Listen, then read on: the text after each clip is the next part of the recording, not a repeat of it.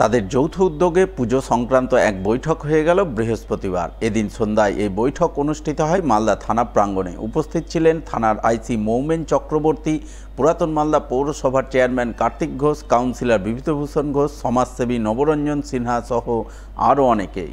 তারা সকলে মিলে পুরাতন মালদা পৌরসভা এবং গ্রামীণ এলাকার সমস্ত কালীপুজো এবং ছট পুজো কমিটির সদস্যদের নিয়ে বৈঠক করেন।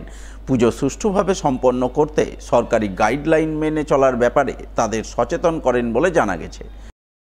দীপাবলি উৎসবের আগে এবং ছট উৎসব জগদ্ধাত্রী উৎসবের আগে আমাদের ওল্ড মালদা থানার আহ্বানে আমাদের এইখানটায় ওল্ড মালদা শহর এবং ওল্ড মালদা ব্লকে যতগুলো এই পুজো কমিটিগুলো রয়েছে, সেই কমিটির যারা উদ্যোক্তা, পুজো কমিটির যারা উদ্যোক্তা, সেই উদ্যোক্তাদের নিয়ে এখানে একটা মিটিং হয়েছে।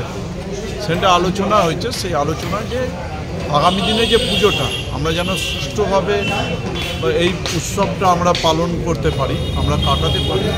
তো সেই জন্য আমরা সমস্ত কমিটিকে নিয়ে পুলিশ প্রশাসন এসেছিল, আমরা সেখানটায় জনপ্রতিনিধিরাও এখানটায় ছিলাম।